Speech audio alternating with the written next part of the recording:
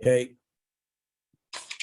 The Ramchal, Rabbi Lutzato, discusses that we have an obligation to understand divine providence, meaning the world, the way it functions, there's nothing random, but rather it's divine providence. Things happen and exist the way they do, because that's the way God wills it should exist and should function. The challenges that human beings have in life, the reason why those challenges are presented to each person is because that's the way God wills that that person should be challenged. So the format of this work, there's a dialogue between the soul and the intellect. The soul has many questions. The intellect responds to the questions of the soul. The soul has a sense of many things, but the soul needs elucidation, understanding of why those things have to be. So we're going to begin the dialogue. The soul says to the intellect, my desire and wish is to address a number of things which is based on a pasuk, a verse in the Torah. Moshe Rabbeinu says to the Jewish people, I'm going to quote it first in the Hebrew, you must take to heart that God is the Almighty. And this is a fundamental that a Jew has to pursue to understand that God is the Almighty. And the word you must take it to heart. It's not enough just to know. You must internalize that reality, that that is a reality. And the only way you're able to internalize it is if you seek out proofs. And those proofs will allow you to fully grasp and accept it as fact.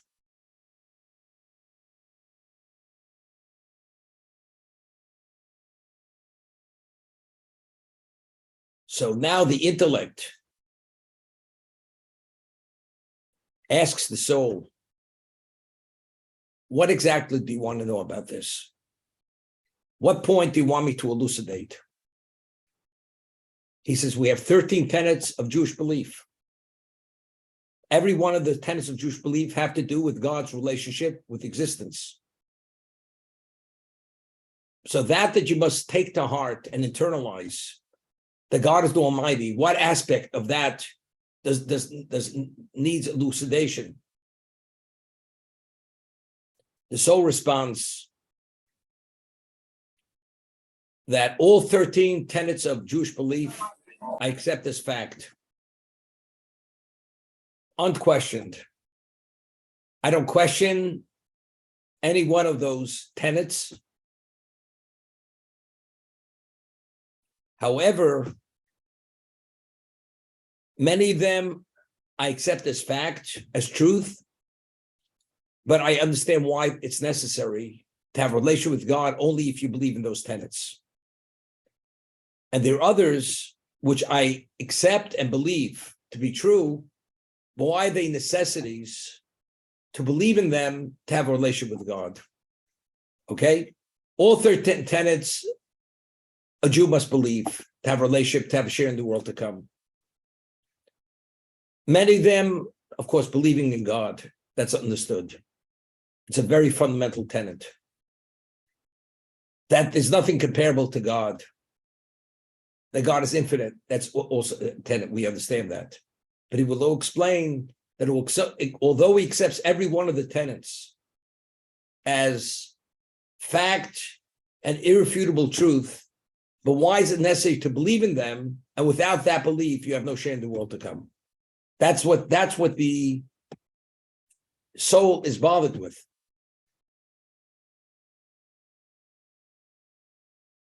This intellect responds, which ones do you accept as truth and are understood by you? And which of those you accept as truth, but need elucidation why the necessities to believe in?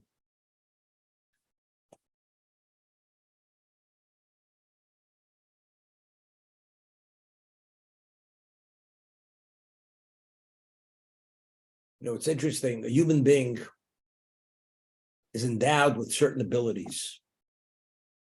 So we understand certain abilities are necessary for our daily function. Movement of our hands, sight, smell, taste, the ability to walk. Because if you don't have all these basic functions, you're not a functional human being. The intellect. Let's say a person has a certain ability which goes beyond the basic function. It's a certain endowment. Evidently he has it for a reason. So you have a question. I know I have it. But the question is, what is its value? Why do I have it? The same thing. I believe every one of the 13 tenets of Jewish belief are all true. They're fact. Many of them, I understand why you have to believe in them. Otherwise, you have no share in the world to come. But the others I accept as fact, unquestioned. But why do I have to accept them? Why do I have to understand them and accept them to be able to have a share in the world to come? So the soul responds. The essence of God, his uniqueness, his being infinite, him not having a form or an image, the world being ex nihilo,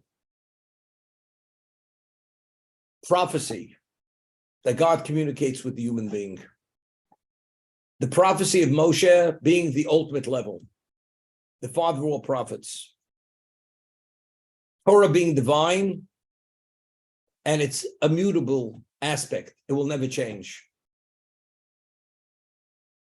He says, all those tenets of Judaism, I accept as fact, and I understand why they're necessary to be essential in our belief. He says, I need no explanation on those. However, divine providence, reward and punishment, it's a fact. I believe there's reward, but why is it necessary? Why is that a core element in Jewish belief, reward and punishment? The coming of Mashiach, that ultimately Mashiach will come. And the world will come to recognize the omnipotent being, and one will no longer have choice. Resurrection, right? These are the last two tenets of Jewish belief, the coming of Mashiach and resurrection. A Jew must believe in them. He says, I accept it as fact. Why are they necessities and essential in Jewish belief? And if not, you have no share in the world to come. He says, I accept it as fact because that's part and parcel of Jewish belief. But I would like to understand why. Why is that so essential? And without it, you're not a fully fleshed out Jew. That's his question. So again, which tenets need elucidation? Divine providence, reward and punishment, the coming of Mashiach, and resurrection. And that's what he's going to start addressing. So now he wants to know why are these so difficult? Why in these areas, what's so difficult? Why do you understand them less than the others, although you accept them as fact?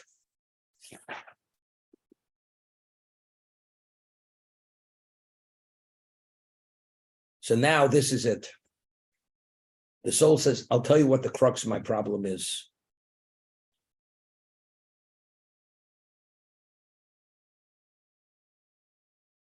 We see things in life which seem to indicate that there's no divine providence. The good suffer, the evil thrive. As he said, it doesn't make any sense. If God says, if you live my narrative, things will be well and good. If that's the case, why is God turning the screws on the tzaddik and gives a free pass to the evil person? So we see many things in our daily lives which seem to be contradictory to what the tenets of Jewish belief have to be. So how do I reconcile reality with what we believe? This is what he's addressing now.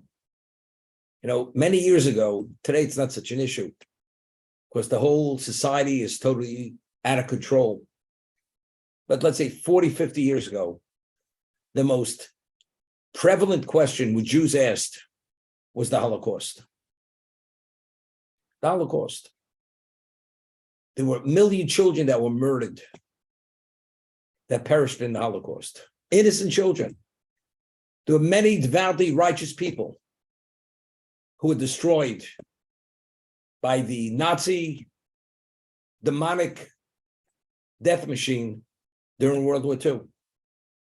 There was endless suffering by innocent people.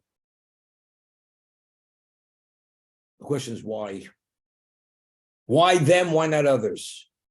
And especially them being so pure and special and innocent. How do you make heads or tails of this? And this was a question many years ago. I had many times, I entered into a discussion, irrefutable, convincing discussion that there's a God, there was a Sinai, there's a Jewish people, the Jewish people that are chosen. Every conceivable question is answered. At the end of the day, what was the escape clause for that person who didn't want to accept? What about the Holocaust? Could you explain to me the Holocaust? I said, what does the Holocaust have to do with this? It doesn't make a difference. If, in fact, God is merciful and God is committed to the Jewish people because they are the chosen people, how does he allow that literally a third of the Jewish people should be annihilated? And especially the ones who were annihilated.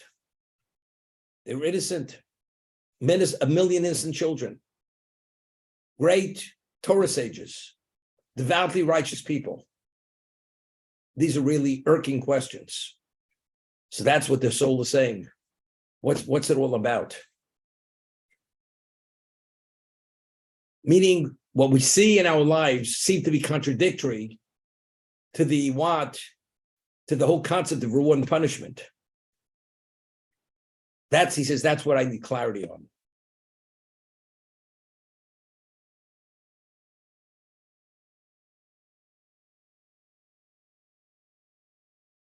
And not only that, even if conceptually you could put it into context, the question is, with all this, where do we arrive?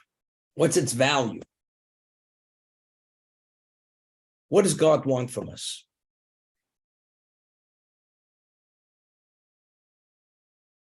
And why does God oversee our behavior? And when's it all going to end? What's the objective? What's the purpose?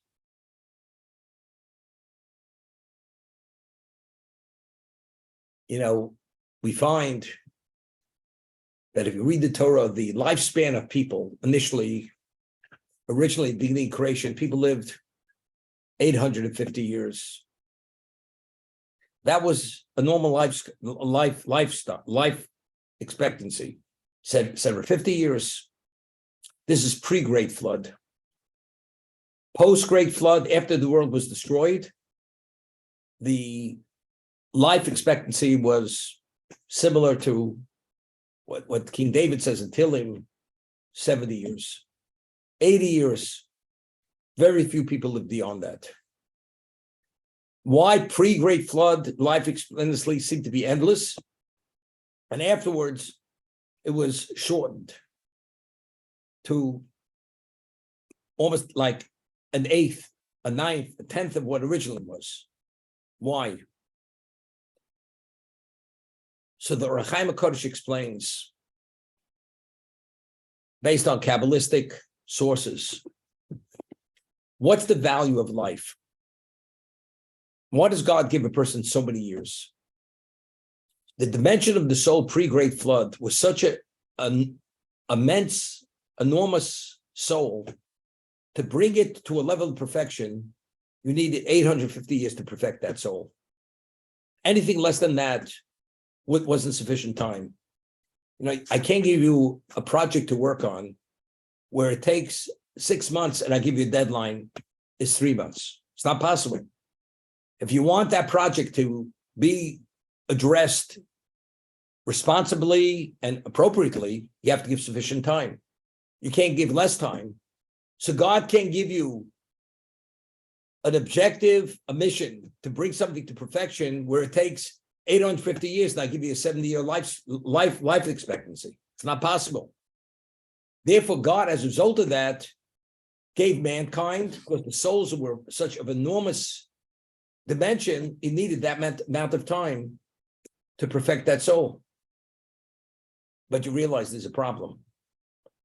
You know, when the deadline is within sight, a person feels the pressure to address what has to be addressed. But if you say, you know something, the deadline is 850 years off. You know something? It could wait. And the natural tendency of a person is to procrastinate. You push it off and push it off. Meantime, as a result of that, you fall victim to your own inclinations. And you become a greater sinner.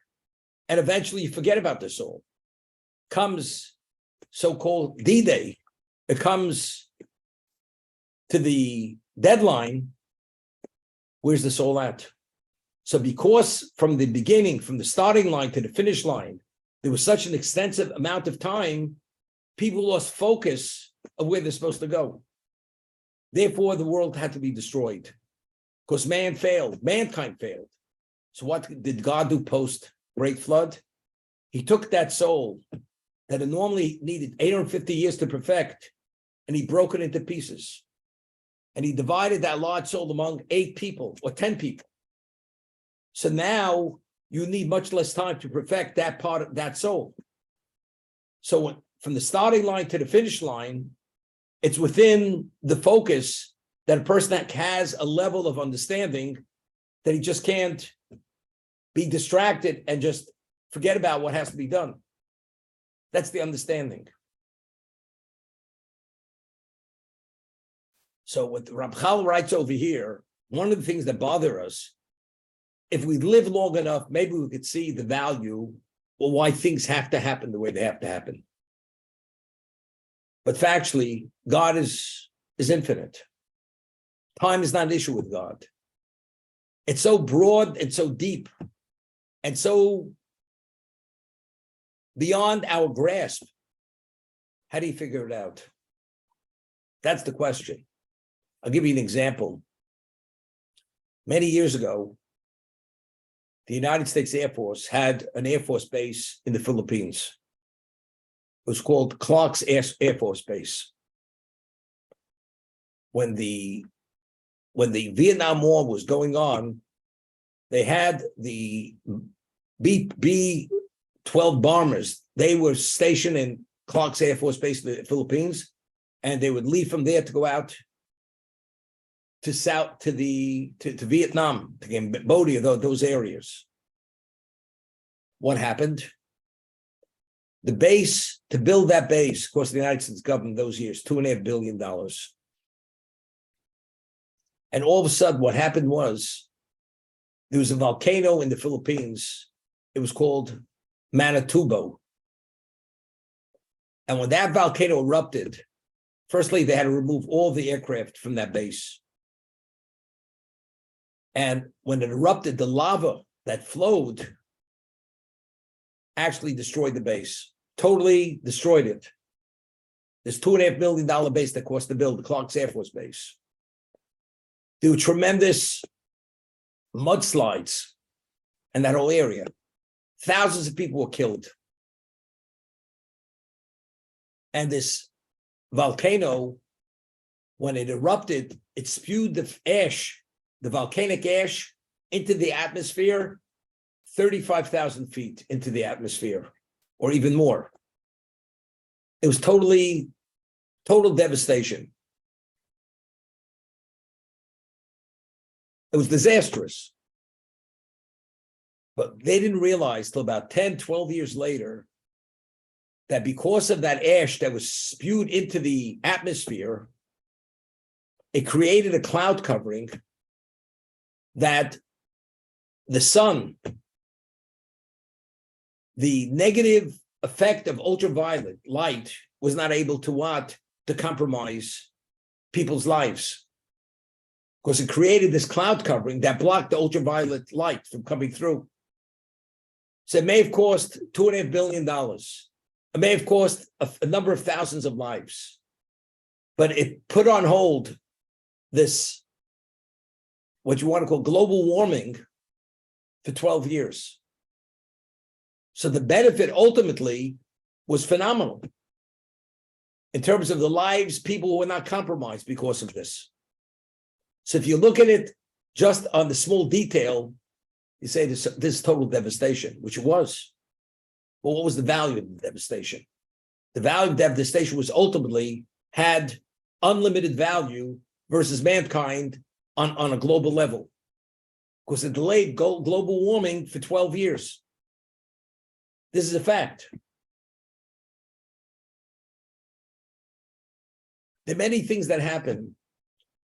We're not aware. We're not privy to why they happen. Why does God take one route, not another way, to deal with issues? Ultimately, it's in the best interest of mankind. But because we have such level of limitations, we can't even begin understanding it. And as a result of that, sometimes if the question becomes too overwhelming and the question becomes too painful, it creates a problem. So how do we put this in context that we understand its value, despite our short-sightedness, to be able to deal with all these issues? That's what the soul is asking the intellect.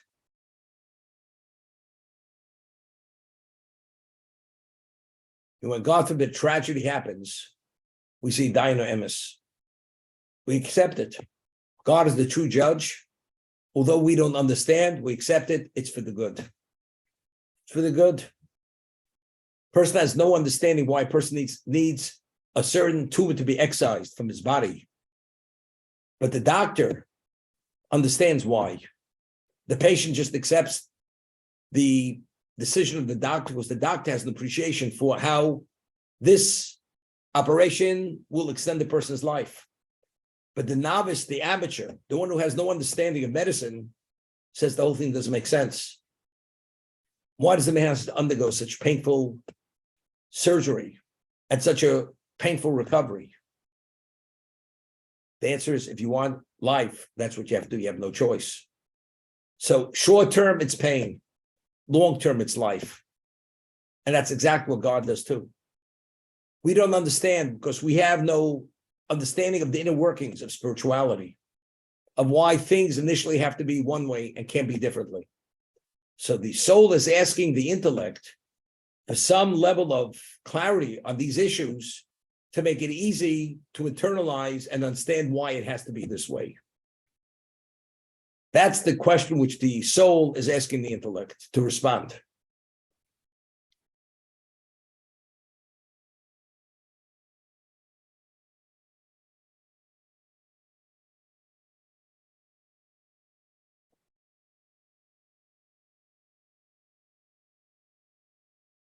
So the intellect answers. Moshe Rabbeinu asked God a question, and God did not respond. One of the questions he asked Hashem was, Tzadik v'ralo, Rasha v'tovlo. Why does the tzaddik suffer? And why does the evil one thrive? It's good. God says to Moshe, it's beyond your capacity to understand that. It's so deep and so profound.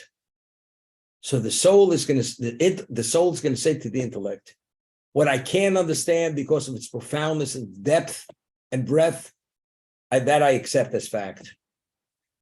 That's a reality. Could we understand the inner workings of existence?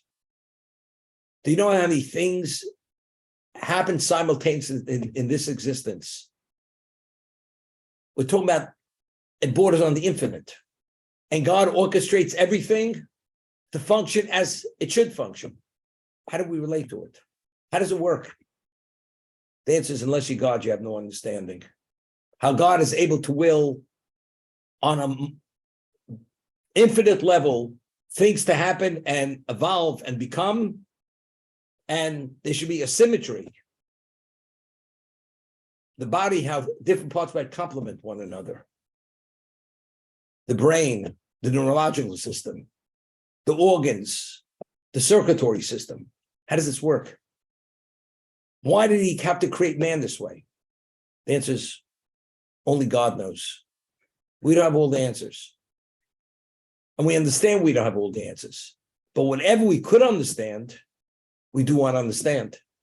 So the soul is going to say to the intellect, what's beyond our capacity, I'm not asking for any elucidation on that. However, something that I could understand, that I should be able to grasp it with some degree of understanding, that's what I want to understand. That's what the soul is responding to the intellect. What's beyond me, I'm okay with that. But what I could understand, which will make life easier for me, that I want you to explain to me.